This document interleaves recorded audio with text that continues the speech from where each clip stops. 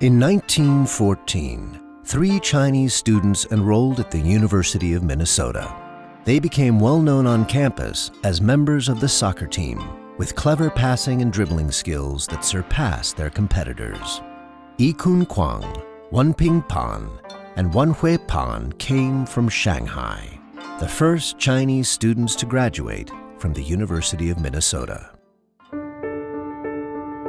100 years later, the university is rich in international students and opportunities.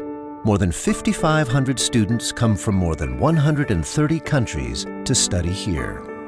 As we become more of a global society, young people want more opportunities to study abroad. More and more come to the university having already had an international experience, such as attending a language immersion school or vacationing in another country. Today, just over 9% of U.S. college graduates have an international experience for credit while enrolled. Here on the Twin Cities campus, 32% of our undergraduates have an educational experience abroad. For the number of students we send abroad, we are 3rd in the country.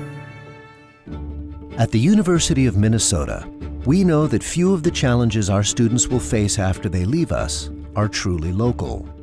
Disease, economic and environmental problems, and terrorism that affect people in one country affect people around the globe. Students need the skills, knowledge, and perspectives to help resolve those issues that transcend our borders. Each year, our students seek education, inspiration, experience, and adventure all over the world. The university's goal is to provide 50% of our graduates with an international experience outside of the U.S. Students can earn credit toward their major in architecture in Istanbul, biodiversity in Costa Rica, energy production in Norway, global health in India, opera in Italy, and more. U of M alumnus Ryan Sarafolian studied international development in Kenya. While there, he built lasting ties to the people and has established an international development foundation that supports a free secondary school for girls in the Kibera slums of Nairobi.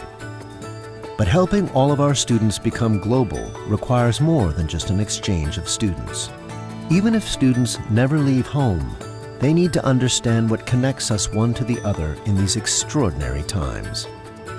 In the Global Leadership for Social Change May session course, students are immersed in the various cultures in our nearby Cedar Riverside neighborhood.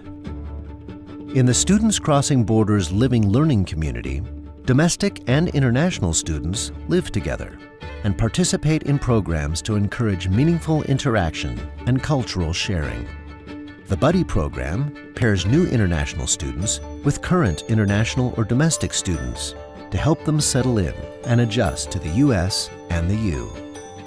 Students, scholars, and scientists at the University of Minnesota are hard at work to develop ideas and innovations to improve the world.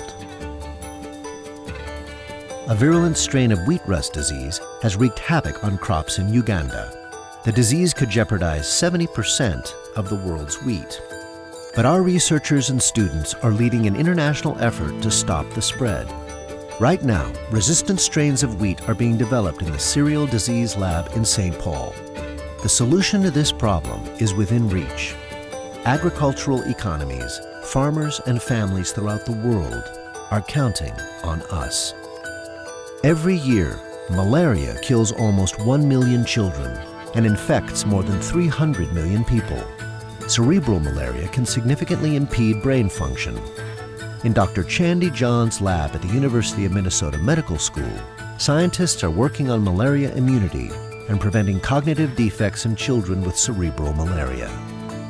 Students in the U's Engineers Without Borders group are working in Uganda to implement a household rainwater system and develop water and sanitation solutions at a local school.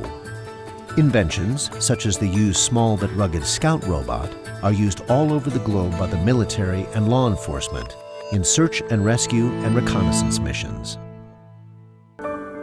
What we accomplish here can and will positively impact people everywhere. We've gone from 3 Chinese students in 1914 to 2,483 students from Greater China on our Twin Cities campus in 2013, and about 8,000 Chinese alumni throughout the world. We were one of the first Western schools to reconnect with China in 1979. In 2009, the university opened an office in Beijing, its first overseas office in history. And the university continues to expand internationally in other ways. We are quite literally all over the planet. Our world is changing quickly. It's impossible to predict what our planet will look like in 10 or 20 years. But we can be certain that U of M scholars and alumni will help lead the way.